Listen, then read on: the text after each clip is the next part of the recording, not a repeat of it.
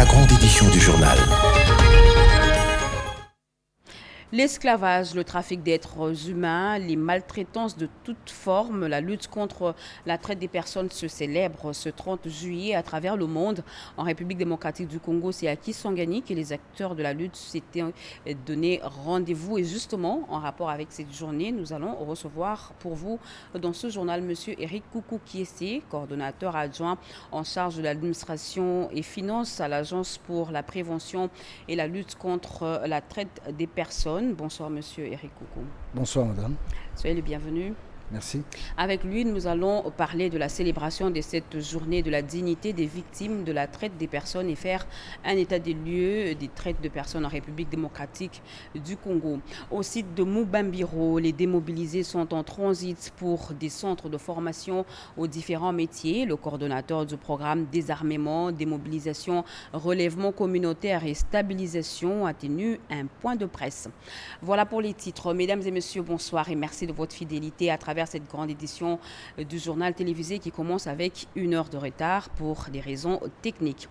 Comment évoluent les différents chantiers des nouvelles infrastructures routières lancées dans la capitale? Et pour en avoir le cœur net, le président de la République, Félix-Antoine Tshisekedi Tshilombo, a effectué la ronde sur 5 sites, dont le site Zamba Telecom dans la commune de Mongafula. Et à chaque étape de sa visite, le chef de l'État s'est offert tout naturellement un bain de foule. Fanny Kikoufi et Fils Matondo. C'est dans le souci de s'enquérir des conditions de vie des Kinois, dans le but d'apporter des solutions durables et appropriées, que le président de la République, Félix-Antoine Tshisekedi Tshilombo, a initié une visite d'itinérance à travers la ville de Kinshasa. Première étape de sa visite, le quartier Kimbondo à Mbinza Telecom. Ce quartier est menacé de disparition à la suite d'une grande érosion qui a déjà englouti une quarantaine de maisons d'habitation. Des travaux de lutte anti-érosive s'intensifient, des collecteurs et des caniveaux sont en pleine construction.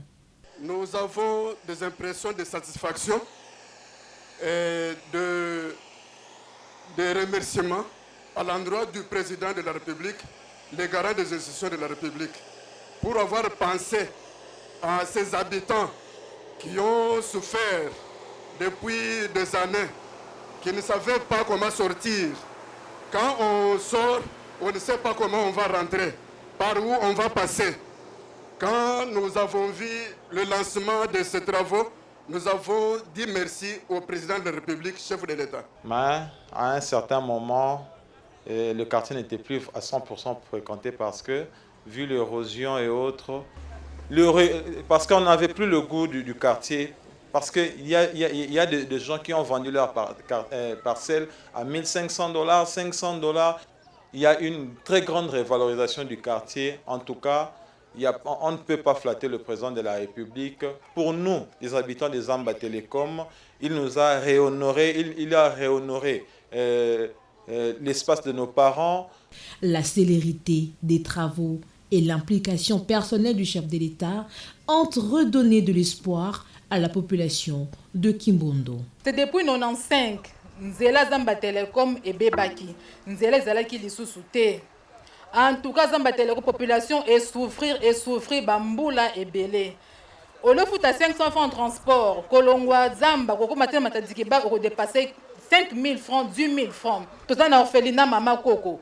Oh déjà ikendaki bende kosunga libota o ya Zamba Telecom na ba primo ko ya malamu mbe ya sungi fachi beton asali musala kitolo lonzela ebongi na yango wato pesi merci mina mokonzi mboka nelo kitoko ya selo to monde bakonzi bakiti nzela ebongi nzela komi kitoko transport dungi normal na prix nango ya 500 francs 1000 francs OK matadiki bala pe ozongi. Maintenant l'espoir revient. Parce que le président de la République a décidé de nous redonner l'espoir. Et nous sommes très heureux, fiers de lui, pour ce qu'il vient de faire pour nous, pour ces quartiers. Et tout Kimbondo, tout quartier Malueka et tout le reste qui vont bénéficier du prolongement de cette route, et nous sommes heureux. Sur instruction du chef de l'État, le gouvernement de la République a débloqué tous les moyens nécessaires en faveur de l'OVD qui exécute les travaux. Le Premier ministre, les ministres du budget et celui des ITPR étaient dans la suite du chef de l'État ainsi que son directeur de cabinet. Kanlouka, dans la commune d'Ongaliema, est l'un des chantiers visités par le chef de l'État lors de sa tournée d'inspection. Félix-Antoine Tshisekedi Tshilombo est allé se rendre compte de l'état d'avancement des travaux de construction du pont Lubudi. Blandine Zovo et Rachel Foot. Kanlouka ne se lassera jamais des actions concrètes et à impact visible de Félix-Antoine Tshisekedi Tshilombo. Tel un président qui se soucie au quotidien de voir son peuple vivre dans des conditions décentes. 2 mois après, le père de la nation revient à Kanlouka pour communier une fois de plus avec cette population pour qui ses actions salvatrices en sa faveur font parler d'elle. Le pont Lubudi, dont les travaux ont été lancés par le président de la République au mois de mai dernier, avance à pas de géant. Comme lors de sa première descente, Félix-Antoine Tshisekedi Tshilombo a eu droit à un bain de foule impressionnant de cette population bénéficiaire qui n'a pas tari d'éloges à l'endroit du premier président de la République démocratique du Congo à se rendre personnellement dans ce quartier jadis enclavé et oublié. Vraiment ma idée oyo ezalaka la bana mobutu basana bango te ba négliger yango. Fatia ye vraiment tiango ne preuve. En tout cas tu adorer to sepe na biso pa osa musala. So yo boyi na ndoto na yo boyi na biso na vision de to mona ndeto zaelaka. Na ndeto poto bota miya to kolia. To mona na mbala liboto mona président kata maya makelele. Bana na botama. Na moni président kati mai na makolo to mona nda kati mai puis acheminer boulot venir salama. Muto amesana kwanga. So moi penage ba comme natanga kolia frites ya ba ko n'esprit frites o sko ja frites ko moya c'est que ko to penda ko n'esprit frites to lo baka président biso aumela parce que batant auto ti ko lekana ba moment na ba milieu o ezaki très difficile pour la soke zo beta boko ko zinda indi penza batu boko ko lekate et puis système ba pona se ba parents ba na mbongo te ba oditsa ba na mai mais aujourd'hui toza fier parce que to leka toza à l'aise et puis snel tu asunga biso courant côté eza chaque jour donc poto ya c'est congé na Selemba donc béton béton atalika béton. Dans l'ensemble, Kanlouka sera doté de 3 ponts grandeur nature qui aideront à coup sûr sa population et celle des environs à sortir du désenclavement qui l'a toujours caractérisé depuis plusieurs décennies. Une première qui fera date. Il s'agit du pont Sakombi, Maluku et Lubudi. Le dernier, le plus grand de tous, long de 100 mètres, sera jeté sur la rivière Makelele. Il est la principale voie d'accès du Kanlouka et devra relier la commune de Ngalema à celle des environs.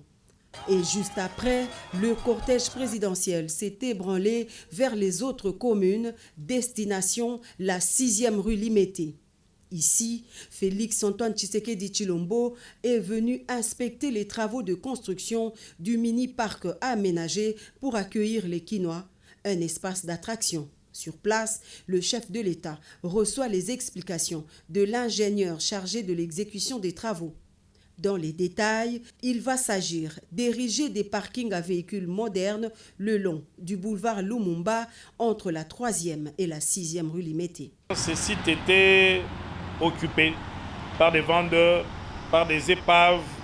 Donc c'est la commune qui a disponibilisé les terrains. C'est la commune qui a facilité toutes les facilités administratives, que ce soit pour le courant, pour l'eau, pour sécuriser ces sites. Tout cela est un travail qui s'est fait de commun accord entre la ville-province de Kinshasa et la commune de Limete. Et pour nous, c'est aussi un travail important qui reste de sensibiliser la population pour qu'elle s'approprie de ces sites. Les travaux qui sont en train de s'exécuter ici rentrent dans le cadre du projet Kinbupeto. Voilà, donc qui est l'aménagement, et la salubrité de la ville. Donc c'est des travaux du projet Kinbupeto. Maintenant ici pour faire les aménagements des espaces et également aussi ériger aussi des parkings sur le long du boulevard. Nous sommes très contents de recevoir notre président une fois de plus, il marque, sa marque, qui s'occupe de son peuple, qui s'occupe de son pays et qui s'occupe de sa ville. Donc nous sommes vraiment contents de le recevoir sur notre site, voilà, pour qu'une fois de plus, il touche du doigt ce qui se passe dans sa ville. Au total, 6 espaces seront aménagés le long du boulevard Lumumba, des parkings d'une capacité de 200 véhicules. À ce jour, les travaux sont à 80% d'exécution. L'ouvrage sera livré à la population bénéficiaire vers fin août de l'année en cours.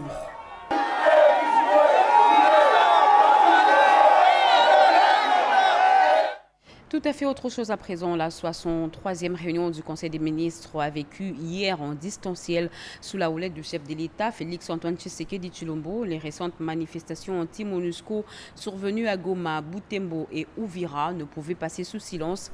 Dans sa communication, le président de la République est revenu sur cette situation qui a causé des pertes en vies humaines. On écoute le porte-parole du gouvernement, Patrick Mouyaya. Sujet de manifestations de violence contre la MONUSCO. Le président de la République a d'abord exprimé sa compassion et sa solidarité aux familles des Congolais et celles de casques bleus décédés à la suite de manifestations contre les installations de la MONUSCO dans les villes de Goma, Butembo et Uvira. Ensuite, il a rappelé que notre pays a une longue relation de coopération avec la mission onusienne parsemée par des échecs souvent mentionnés, mais aussi par beaucoup des réussites. Il a indiqué qu'un plan de retrait progressif et échelonné de la MONUSCO à l'horizon 2024, conformément à la résolution 2556 du Conseil de sécurité du 18 décembre 2020, a été signé en septembre 2021. C'est sur cette base que la mission des Nations Unies pour le Congo s'est retirée de la province du Tanganyika le 30 juin 2022. Il a précisé que le retrait réclamé par la population est déjà en cours d'exécution conformément au plan évoqué tout à l'heure. Les récents événements anti-MONUSCO survenus dans l'est du pays traduisent malheureusement une frustration de la population locale face à la persistance de l'insécurité dans cette partie du pays. Les propos sont de Jean-Pierre Lacroix au sortir de l'audience avec Modeste Bahati. La délégation onusienne et le bureau du Sénat ont en outre condamné fermement ces actes en entendant le retrait progressif et concerté de la MONUSCO. La délégation onusienne a sollicité l'accompagnement du Parlement congolais, question de bien assurer l'après MONUSCO. Gelo Kimpianga et Denis Kongi.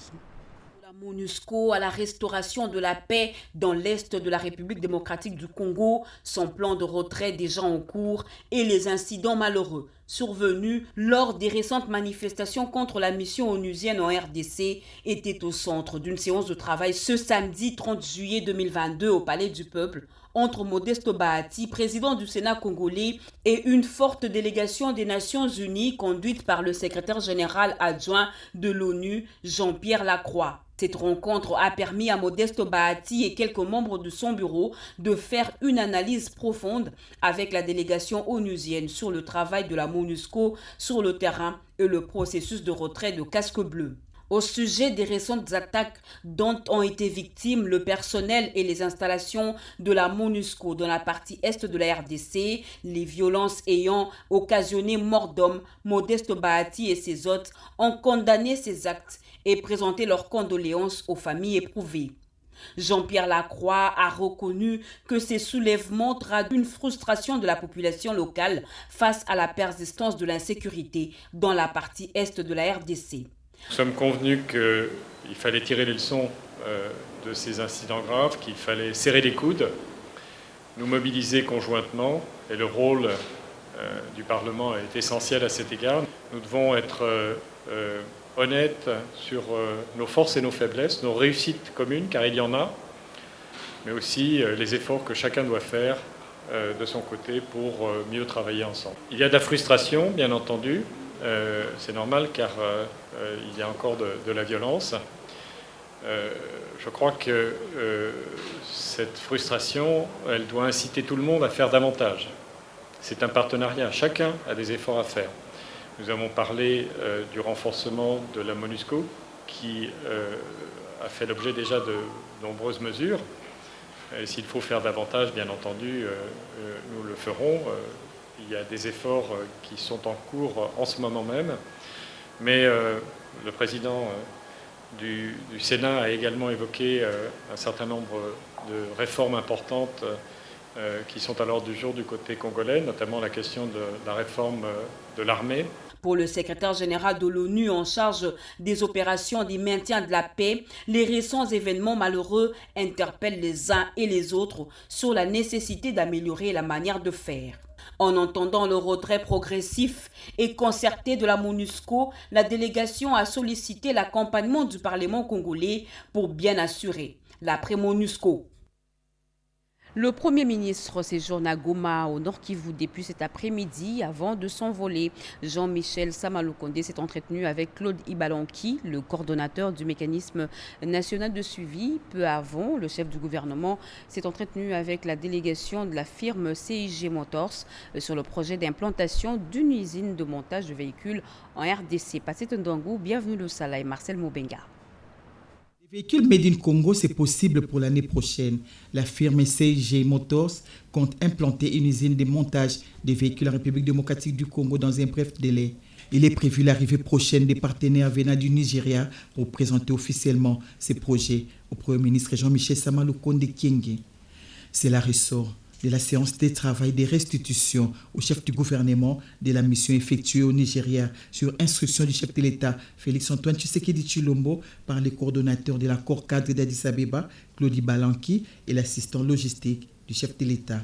La rencontre avec le chef de l'exécutif national est un signal fort pour la matérialisation de ces projets qui visent le développement socio-économique de la République démocratique du Congo, a mentionné Diana Chen, patronne des CIG Motors. I think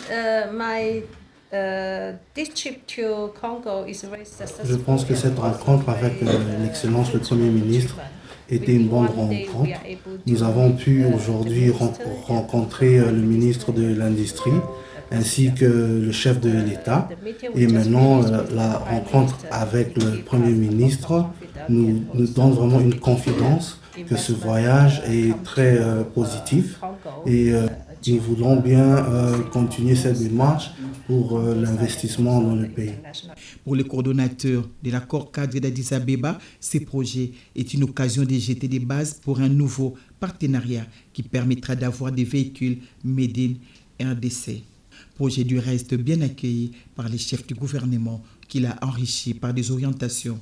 Dans un autre décor, le Premier ministre Jean-Michel Samaloukonde Kyenge a échangé avec le président de la Cour constitutionnelle, Dieudonné Kamuleta. C'est dans le cadre normal d'échange entre institutions.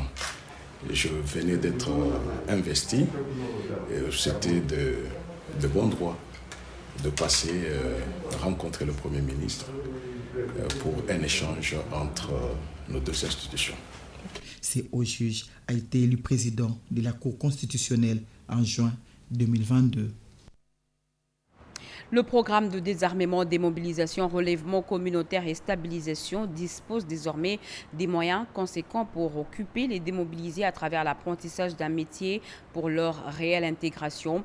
Au cours d'un point de presse, le coordonnateur du PDDRCS a évoqué la question des rendus de Mubambiro. On l'écoute.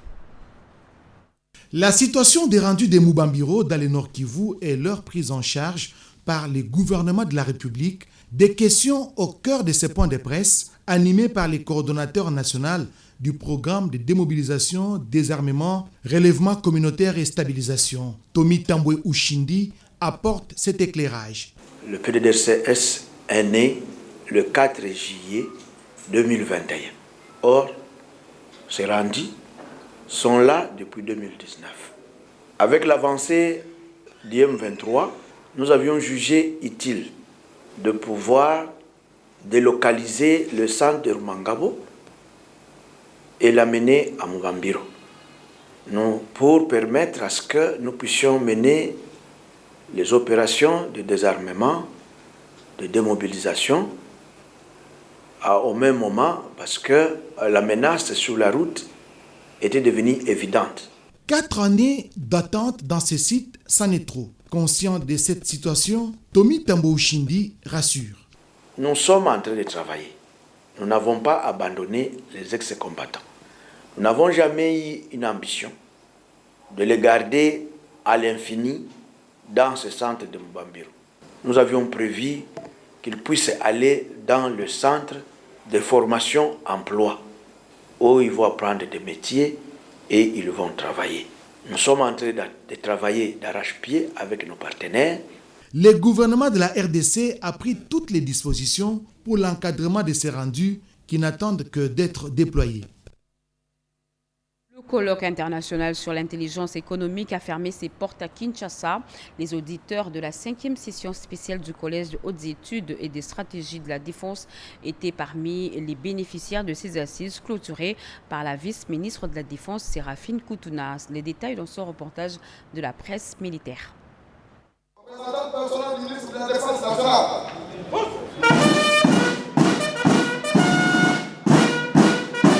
Comme à l'ouverture, la vice-ministre de la Défense nationale et des anciens combattants, Mme Séraphine Kiloubou Koutouna, a, au nom du ministre de la Défense nationale, présidé ce vendredi 28 juillet 2022 la cérémonie de clôture du 4e colloque international du TIESD. Cette conférence avait pour thème intelligence économique et stratégique qui s'est tenue en prélude de la fin de formation des auditeurs de la 5e session spéciale du Collège des hautes études de stratégie et de défense. Ces travaux ont été rehaussés de la présence du ministre togolais des droits de l'homme et porte-parole du gouvernement, Christian Trimois, comme invité d'honneur et intervenant. Les réflexions de ces colloques ont porté sur 4 axes en termes de questions de référence, à savoir quel référentiel dans un pays à vocation économique puissante, quelle souveraineté pour les États en temps de guerre économique, quelle stratégie de puissance pour le pays et les entreprises, quelle politique de cybersécurité et de cyberdéfense pour protéger et contrôler les informations. Au terme des restitutions des travaux en atelier, les recommandations ci-après ont été formulées. La détermination des missions, ainsi que cerner l'organisation et surtout assurer le bon fonctionnement du système d'information. La création d'un cadre institutionnel ayant pour mission la concrétisation de l'intelligence économique à travers des réflexions, voire les recommandations du gouvernement. La mise en place d'un savoir-faire nécessaire pour la collecte des informations et leur exploitation, favorisant ainsi un développement économique. Dans ce mode clôture, la vice-ministre de la Défense a exprimé sa satisfaction à l'endroit de ses collègues auditeurs, elles-mêmes auditrices, pour leur participation active, avant de déclarer clos la 4e conférence internationale du TIESD. Tout est bien qui finit bien, dit-on. Les colloques sur l'intelligence économique et stratégique qui a bel et bien décollé hier à cet endroit vient d'y atterrir en douceur aujourd'hui. C'est donc pour tous et pour moi-même un motif de réjouissance car intervenants et participants, chacun à ce qui les concerne, ont donné le meilleur d'eux-mêmes. C'est sur ces mots que je déclare au nom du ministre de la Défense nationale et ancien combattant et au mien propre clos des travaux du colloque international sur les... Restons dans le secteur de la défense nationale. Les soins de santé de qualité sont désormais accessibles à Kinshasa. Pour les militaires, l'hôpital général de référence du Kanchachi a été rénové.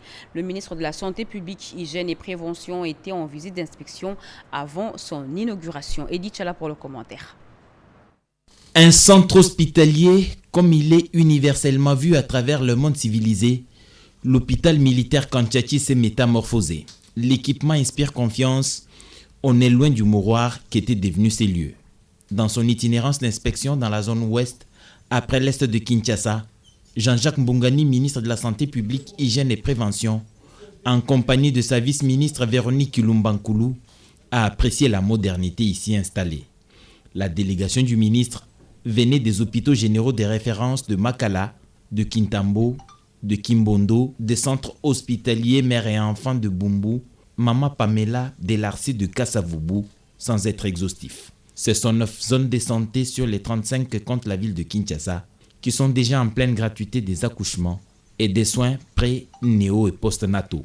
Le but est que cela s'étende dans les 26 autres zones de santé. Voilà tout l'intérêt de notre itinérance aujourd'hui pour identifier les structures de l'État et même les structures confessionnelles et privées qui appuient l'État dans la mise en œuvre de la couverture santé universelle. Pour cette descente, 9 formations hospitalières des districts de Funa et Lukunga étaient concernées.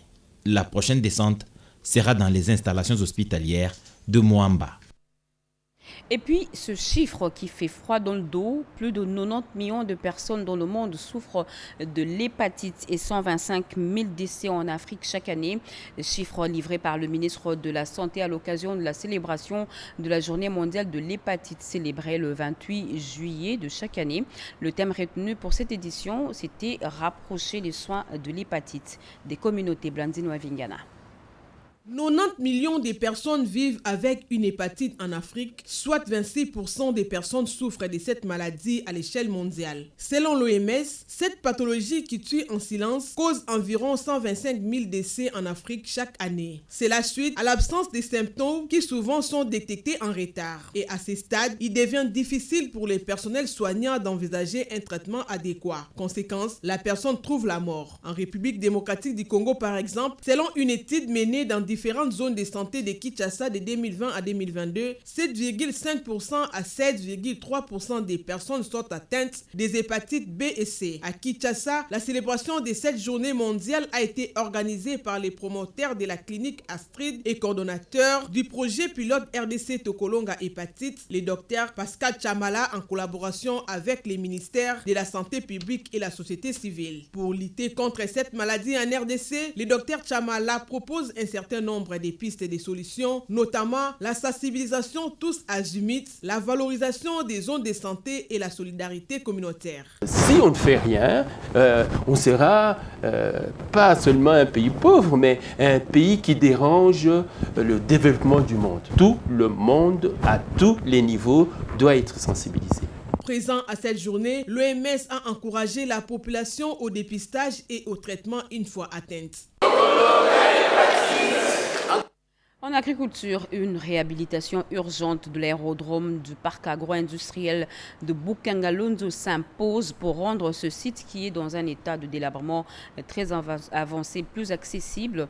Cri d'alarme du ministre de l'Agriculture, Désiré Mzinga, qui était sur ce lieu pour faire le constat. Marc Mangazakalala. Lors de sa mission agro-pastorale, le parc de Bukangalonzo dispose aussi des infrastructures indispensables, non seulement à son ravitaillement régulier, mais également à l'évaluation de sa production. C'est notamment le cas de l'aérodrome, dont malheureusement aujourd'hui, la piste disparaît sous la végétation, alors qu'elle représente une alternative pour le désenclavement aérien de la province du Kwango. La résidence secondaire du chef de l'État ici est pire que tout, menacée par une tête d'érosion. Le numéro 1 de l'exécutif agricole congolais, Désiré Nzinga Birionze, devant ces constats amers, a décidé de faire un urgent rapport au Conseil des ministres afin que des solutions idoines soient trouvées.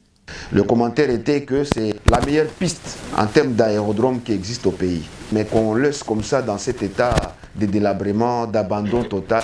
Donc dans la vision du chef, c'est de réhabiliter tout ça. On venait de voir la villa prévue pour le chef de l'État. À voir comment ça a été construit, il ne manque que les travaux de finissage. Je crois que le gouvernement va prendre ses responsabilités pour vite réhabiliter non seulement ces villas, mais aussi les habitations de travailleurs ainsi que la piste. Parce qu'avec cette piste, ça couvre toute la province du Congo. À Kenge, ils n'ont pas d'aérodrome. Des lourds engins agricoles en état d'abandon et nécessitent une rapide réparation car la saison culturelle vient d'atteindre la phase de transformation du maïs et du manioc pour boucler le cycle. Les femmes ont un rôle primordial à jouer dans l'adaptation et l'atténuation du changement climatique. Et pour ce faire, une conférence nationale sur la contribution des femmes dans l'environnement a été ouverte aujourd'hui par la vice-première ministre de l'Environnement, Eve Bazaïba. Chimène Dondo. Ces thèmes mettent en exergue l'égalité de sexe entre l'homme et la femme pour une société congolaise égalitaire. C'est un signal clair pour l'édification d'un engagement et de l'autonomisation de femmes, a martelé la VPM Eve Bazaïba. Pour elle, cette conférence prépare la République démocratique du Congo à la COP27 attendue en novembre prochain en Égypte. La RDC, notre pays, au sein du bassin du Congo, représente plus de 60% du couvert forestier. Le leadership naturel au niveau régional au regard de ses potentialités forestières et biodiversité renvoie notre pays à une responsabilité face aux enjeux du climat.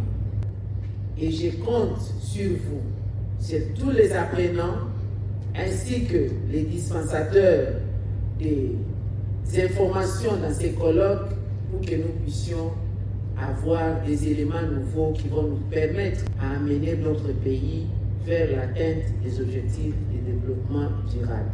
Exhortation a été faite aux participants de protéger les forêts congolaises qui constituent une réponse efficace au changement climatique. Le gouvernement congolais veut impliquer la femme congolaise en militant dans les instances de décision. Les différentes thématiques vont constituer la matière pour la participation dans l'élaboration d'une feuille de route et d'une position commune de actions.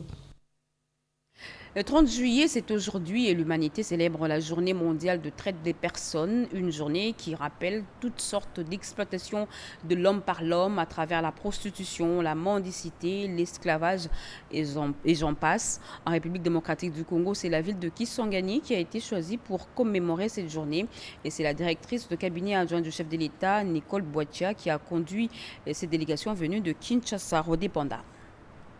2022, date choisie pour la commémoration de la journée de lutte contre la traite des personnes dédiée aux victimes de cette pratique par les Nations Unies depuis l'an 2000. La RDC a signé la Convention sur la traite des personnes en 2005 et ratifiée en 2006. Pour la circonstance, le chef de l'État, Félix-Antoine Tshisekedi Tshilombo, a dépêché une forte délégation des membres de son cabinet à Kisangani, province de la Chopo, où une cérémonie officielle a été organisée avec en tête la directrice adjointe de son cabinet, Nicole Boitia, chef de la délégation, en compagnie de la coordonnatrice de l'Agence pour la prévention et la lutte contre la traite des personnes, Maître Cécile Rebecca Meta, ainsi que de la conseillère spéciale chargée de genre Chantal Moulon. Occasion pour la coordonnatrice de l'Agence pour la prévention et la lutte contre la traite des personnes, APEL-TP, de rappeler les méfaits de la traite des personnes qui consiste à l'exploitation de l'homme par l'homme, les mariages forcés, la mendicité, le travail forcé des enfants, le trafic des êtres humains,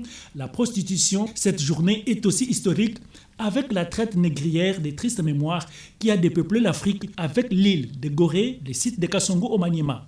L'Agence pour la prévention et la lutte contre la traite des personnes, APEL-TP ainsi, a été créée par son Excellence, Monsieur le Président de la République, chef de l'État, au sein de son cabinet, afin de lui donner une impulsion et un leadership. Ce qui a amené l'Agence à doter notre pays d'une stratégie nationale de lutte contre la traite des personnes, d'une ligne verte qui permet aux victimes de dénoncer les cas de traite, d'une base de données nationale qui est reliée à la base régionale de la SADC. Présent à la cérémonie, le gouverneur intérimaire de la Chopo, Abibou Sakapela, a remercié le chef de l'État pour le choix de la ville de Kisangani, ville symbolique, pour commémorer cette journée. Notez que la traite des personnes est l'une des graves violations des droits de l'homme et un crime. Justement, nous vous l'avions annoncé à l'ouverture de ce journal que nous recevions pour vous M. Eric Koukou. Il est coordonnateur adjoint en charge de l'administration et finances de l'Agence pour la prévention et la lutte contre la traite des personnes. Bonsoir M. Eric Koukou. Bonsoir. Le 30 juillet de chaque année, depuis 2005, le monde entier célèbre la journée mondiale de la traite des personnes. Quelle est la pertinence de cette journée en République démocratique du Congo? Sa pertinence, c'est comme sur le plan international, c'est pour retoquer sur la vérité que toute la population doit savoir sur les violations graves des droits de l'homme. Donc c'est cela, en fait, l'intérêt de la journée mondiale de la dignité des victimes de la traite des personnes.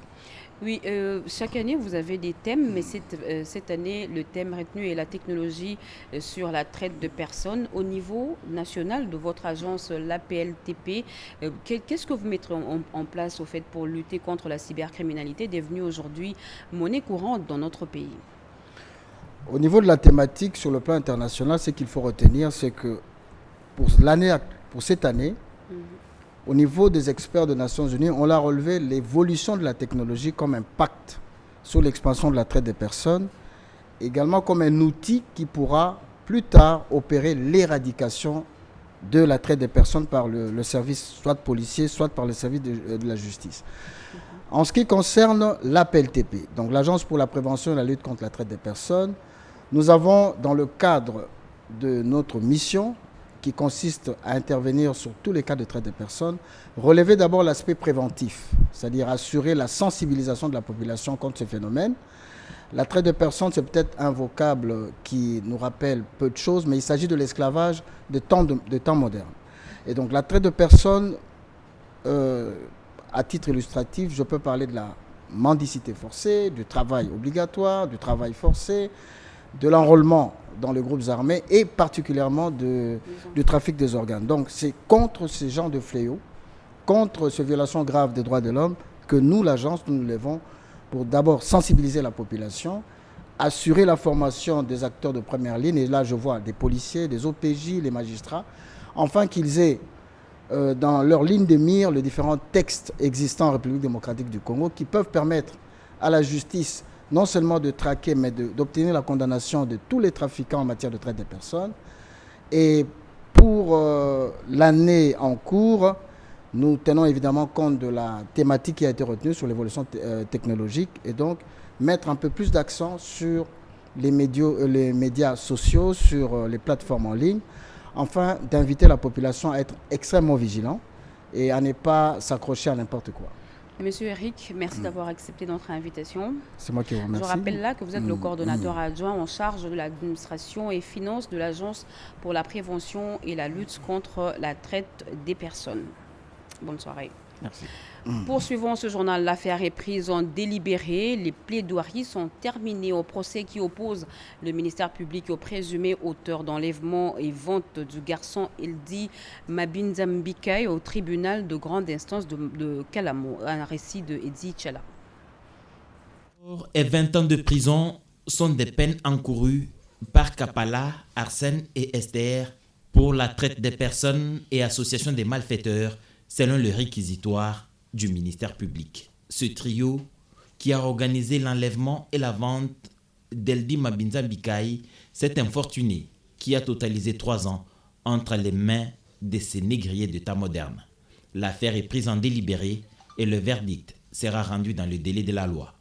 Au regard des moyens développés par les avocats de la partie civile et le réquisitoire du ministère public, il y a lieu de penser que la conviction du juge sera emportée. Les condamnations seront prononcées, seulement une question restera. Où se trouve l'enfant et comment le retrouver? La principale réparation à laquelle s'attend la partie civile. Les pouvoirs publics sont vivement interpellés, en l'occurrence la police nationale congolaise et l'agence de prévention et de lutte contre la traite de personnes. La pratique de vol des enfants gagne du terrain sur Kinshasa. En face de la radio-télévision nationale congolaise, une autre gamine de 6 ans a connu le triste sort d'Eldi. Beaucoup d'anonymes souffrent après ces pertes d'enfants en bas âge vendus sur le marché noir comme des articles commerçables. L'autorité de régulation du secteur de l'électricité va souffler sur sa 2e bougie. La célébration de ces 2 années d'existence a coïncidé avec la tenue d'une conférence de presse organisée par Sandrine Galula Mubenga, sa directrice générale, à l'hôtel Rotana. Regardez.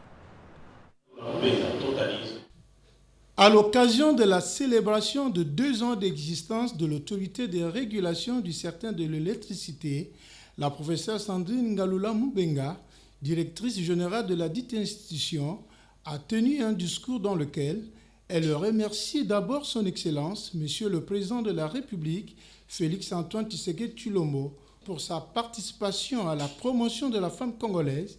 Elle a également évoqué les efforts que l'art a consenti sur le plan national et continental.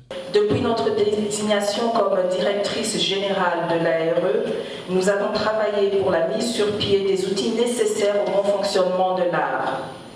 Il a été question principalement, s'agissant d'un nouvel établissement public, de construire l'art sur des bases solides, tout en inscrivant son action dans une chaîne de valeur inhérente à notre rôle de régulateur, à savoir la transparence, l'intégrité et la résilience. L'enjeu majeur étant notre crédibilité et neutralité dans ce secteur électrique désormais libéralisé. Comme vous pouvez le remarquer, L'ARD, par ses textes créateurs, assure la régulation, le contrôle et le suivi des activités du secteur d'électricité en RDC. C'est à ce titre qu'elle a, entre autres comme attribution, l'organisation et la promotion de la compétitivité du secteur privé en matière de production, transport, distribution, commercialisation. L'occasion faisant le larron, la directrice générale de l'autorité de régulation du secteur de l'électricité a cité plus de 20 opérateurs œuvrant déjà dans ce domaine de l'électrification depuis 2 ans de son mandat à la tête de cette institution. Partant des exposés sur l'évolution de son secteur, Mme Sandrine Ngalula Moubenga estime que son bilan est positif. En séjour aux États-Unis d'Amérique, le conseiller spécial du chef de l'État en charge de la lutte contre la pauvreté, J.D. Badibanga, a expliqué le bien fondé du programme de 145 territoires pour le développement de la RDC. Suivez cet extrait choisi par Joseph Oscar Mbalkaïch. Nous avons réussi à mettre sur pied un programme qui est la vision du chef de l'État sous son inspiration. Et donc, ce programme, normalement, devait être aujourd'hui, même à 60 ou 50% de réalisation, n'eût été Covid-19, puisqu'il a été lancé en octobre 2019, avec prétention de démarrer en 2020. Malheureusement, Covid-19, il nous a fait connaître une année blanche. Et donc, on s'est réveillé en juillet 2021 avec un environnement international qui ne parle que Covid et que la mobilisation des fonds n'était plus facile. Voilà ce qui nous a conduit au PDL 145 territoires, juste pour s'adapter au délai qui nous reste et aussi au contexte, n'est-ce pas, des bailleurs de fonds où la mobilisation était difficile. Donc, pour l'instant, nous avons adopté une approche qui est tout à fait innovante pour la gestion de ce programme, donc, qui s'est fait au niveau de l'agence d'exécution, et donc nous nous occupons du suivi de la mise en œuvre. Donc je peux dire que c'est bon et c'est réalisable. Ce rêve-là va pouvoir se concrétiser. Le roi Godefroy Monongo et Mwami Ndatabayi, les deux chefs coutumiers, sont allés remercier le Premier ministre Sama Lukonde à travers le ministre du Tourisme Modéron Simba pour sa présence à la 24e célébration du trône de Mwika, Bantou Monongo. Regardez. Le roi Godefroy Monongo, autorité coutumière de la chefferie de Bunkia dans le Lualaba, entre dans les bureaux du ministre du Tourisme. Le roi Monongo est accompagné de notre grand chef, les Mwami Ndatabayi de la chefferie d'Ngweshe au Sud Kivu. C'est d'abord une rencontre de remerciements. Il fallait vraiment remercier le gouvernement de la République, car c'est lui qui a représenté le Premier ministre. Nous voulons la paix. Avec la paix, nous aurons le développement. Les multiples lois sur la décentralisation, de pouvoir être autonome à la base. Mais avec les morcellements intempestifs de nos ETD en plusieurs entités non viables, on a du mal à se développer. Et avec les guerres à l'extérieur, on a du mal à se développer. À cette grande fête, Modéron Simba avait été désigné membre d'honneur de Yéké, royaume fondé par le roi Siri qui a connu l'arrivée des Occidentaux en 1884. Les deux grands chefs ont aussi fait part à Modéron Simba des attentes des autorités coutumières. Par les temps actuels, comme nous sommes à la frontière, nous veillons, mais nous avons besoin de vigilance de l'État. Parce que si jamais nous cédons là-bas, alors ça voudrait dire que la République a été envahie. Et c'est pour ça que nous sommes très vigilants pour que cela n'arrive. Les femmes entrepreneurs de la RDC ont désormais une plateforme où elles peuvent échanger et discuter pour promouvoir l'entrepreneuriat féminin. Cette plateforme sera dirigée par Mme Chantal Kanamatembo. Merendeke. La sortie officielle de cette plateforme mondiale de femmes entreprenantes section RDC intervient au moment où la RDC fait face à de grands défis pour promouvoir l'entrepreneuriat féminin. Cette adhésion de femmes congolaises à cette plateforme née de la coalition des Nations Unies depuis 2018 vient répondre à la volonté du chef de l'État, celle de promouvoir la classe moyenne en RDC. La présidente de la dite plateforme, Chantal Kanama, tient à relever les défis. L'objectif d'agrandissement et d'implantation de la plateforme mondiale dans plusieurs pays est de rassembler les femmes entreprenantes et de faire valoir les capacités, le professionnalisme et l'autonomisation des femmes pour qu'elles puissent montrer leur vrai potentiel grâce à un réseau de qualité venant de tout secteur d'activité. L'Agence nationale du développement de l'entrepreneuriat congolais ANADEC se porte garant pour l'accompagnement de femmes de Planf afin d'atteindre leurs objectifs. Le directeur en charge de la classe moyenne de l'ANADEC, M. Koudia, a exhorté les femmes porteuses des idées innovantes à participer à la promotion de la classe moyenne en RDC, la femme étant une bonne gestionnaire par excellence. De son côté, la conseillère du ministre d'État de l'entrepreneuriat en charge du genre, Thérèse Kongolo, a incité ses pairs à lutter pour affirmer l'entrepreneuriat féminin pouvant contribuer à augmenter sensiblement le budget de l'État. Cette cérémonie a été également sanctionnée par la présentation de membres du bureau. La sortie de ces réseaux de femmes entreprenantes à la veille de la célébration de la Journée internationale de la femme africaine n'est pas un simple hasard. La présidente du PLANF a également saisi l'occasion pour éveiller la conscience de la femme congolaise. Un appui financier vient d'être apporté à l'endroit des petits commerçants, membres des Amis de Gaël Boussa, une initiative de ce député national qui avait à ses côtés la vice-ministre de l'EPST, Cédric Enina. L'entrepreneuriat féminin est l'un des objectifs fixés par la structure Les Amis de Gaël Boussa. À cet effet, ce week-end, 1500 mamans membres de cette structure ont bénéficié chacune d'une enveloppe consistante et des kits complets dont des bassins pour augmenter leurs fonds et booster leur activité, notamment les petits commerces. Alors nous sommes dit, en répondant à l'appel du chef de l'État, celui de l'autonomisation des femmes, soutenir l'entrepreneuriat des femmes, des jeunes filles, nous étions dit qu'il était très important de venir en aide à ces mamans, apporter notre soutien financier ou matériel pour leur permettre de renforcer leurs entreprises et pour certaines de commencer à faire aussi le business ou bien les affaires, pour permettre à ce que chacune dans sa maison, dans son foyer, se sente indépendante financièrement et cela dans le but de contribuer aussi au développement de notre pays. Cette activité a eu lieu à la base de Lukunga, commune d'Engaliema, et en présence de toutes les coordinations de cette cellule, les Amis de Gaël Boussa. Ces femmes et les jeunes d'Engaliema, membres de cette structure, ont par la même occasion fait le choix d'adhérer librement au Parti courant démocrate rénovateur, CDR, de l'autorité morale Jean-Lucien Boussa. Les bienfaiteurs n'en est pas à son premier geste, il compte multiplier d'autres et dans d'autres coins également du pays. Nouvelle, l'Office de gestion du fret multimodal OGFREM porte à la connaissance du public tant national qu'international que des personnes non attitrées sont en train de publier dans son site www.ogfrem.cd des messages non conformes aux missions assignées à cet établissement public par l'État propriétaire, désorientant ainsi ses précieux partenaires. L'OGFREM prie à tous ses partenaires de bien vouloir consulter désormais son site officiel www.ogfrem.org pour avoir des renseignements fiables ou contacter ses services situés au numéro 9 avenue Tézef dans la commune de La Gombe ou des numéros 099 76 00 645 ou 082 27 44 136.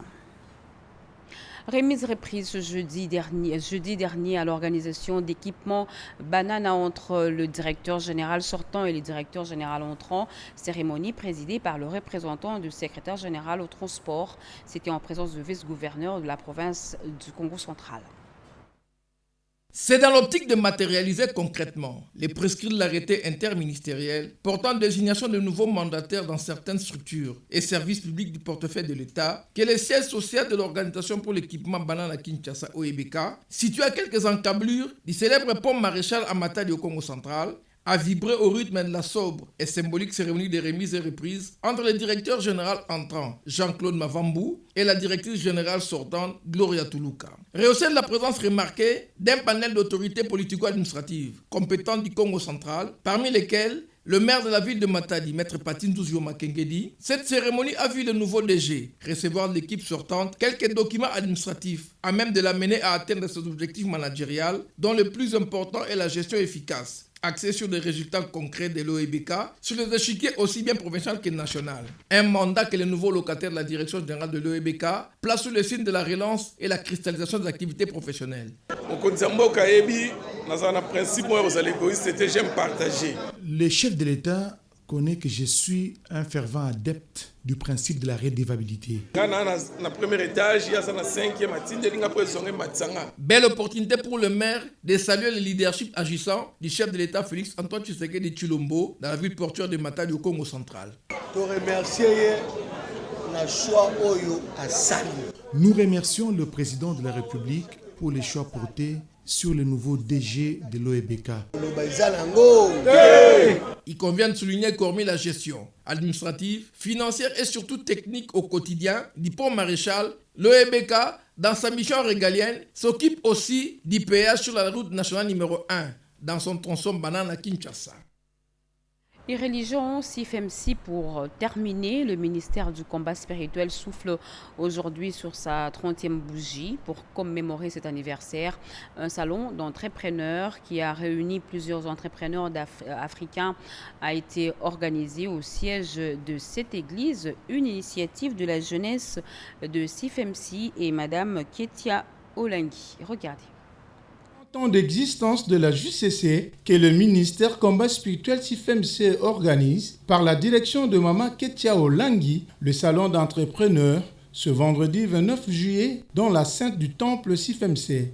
Pour lier l'utile à l'agréable, plusieurs jeunes entrepreneurs chrétiens ont défilé tour à tour pour présenter leurs biens et services et pour d'autres quelques projets en gestation. Oui, je remercie les seigneurs parce que nous avons totalisé 30 ans d'existence. Chose qui n'a pas été facile, vous savez, surtout après le départ des visionnaires de ce grand ministère. Nous avons voulu essayer de changer la donne. Vous savez, les chrétiens, on nous a donné une mauvaise image. On pense que l'Église endort, on pense que l'Église ne prêche que la paresse. Mais ce que moi j'ai voulu montrer est que l'Église ne prêche pas la paresse. Nous voulons montrer aux chrétiens qu'ils sont capables de créer la richesse. Donc ce n'est pas seulement de prier, de jeûner. Tu pries, tu jeûnes, mais la Bible dit « Je bénirai l'œuvre de tes mains ».